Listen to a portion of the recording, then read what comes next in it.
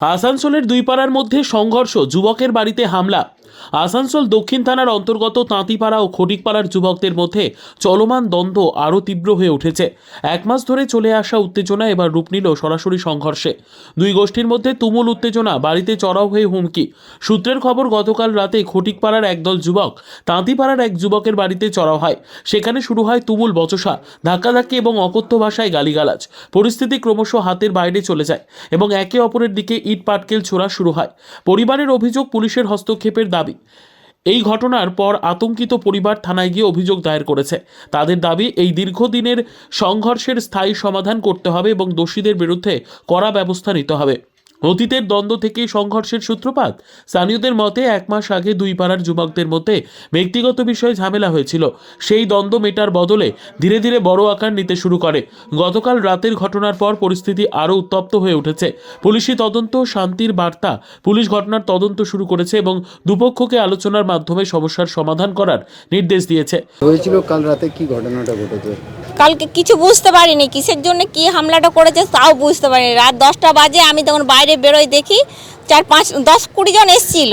তার মধ্যে 5-6 জন বাড়িতে ঢোকার চেষ্টা করে। তখন আমি তাড়াতাড়ি করে দরজাটা বন্ধ করে দিলাম না, বড় বড় ইঁটগুলো নিয়ে ওই দরজার ওপর থেকে ছুটছে।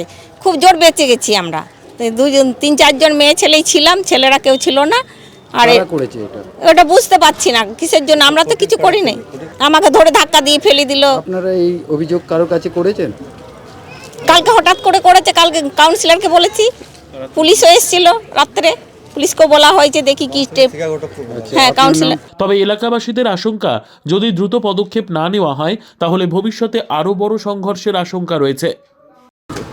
আমি তো অটো চালাই, অটো নিয়ে আসছিলাম।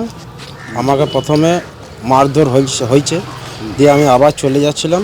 দিয়ে পেছন দিকে দেখছি বাবা দাদাকে ওরা 20-25 জন মিলে ছিল, সবাই মিলে মারছিল। তখন আমাদের সাথে হাতাহাতি হয়েছে। আমাকে তো মেরেছে, এখানে মেরেছে। আমার বলতে পারছি না, সোনার কানের আমার ছিনতাই করে নিয়ে চলে গেছে, আর চেন ছিল রূপোর। 60,000 টাকার জিনিস আমার হারিয়ে ওরা নিয়ে চলে গেছে। তাদেরকে পুলিশ এখনো ধরেছে? কারো না, এখন এই অভিযোগ করতে যাব। পুলিশ রাখতে এসেছিল, এই অভিযোগ করতে আমরা এখনই যাব। লিখে তো নিয়ে গেছি। Bureau report, PB news. Dream life hospital, ঠিকানা বর্ধমান রাজ কলেজ মোড়। যে কোনো রকমের চিকিৎসার বিশ্বস্ত প্রতিষ্ঠান ড্রিম লাইফ হসপিটাল খুবই কম খরচে বিশ্বমানের চিকিৎসা প্রদান করে থাকে।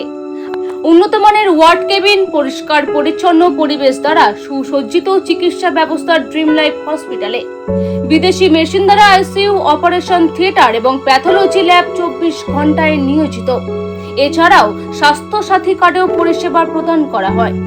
উন্নত মানের পরিষেবা প্রদান করার জন্য আমাদের ডাক্তারবাবু, মেডিকেল স্টাফ এবং সিস্টাররা সকলেই বদ্ধপরিকর।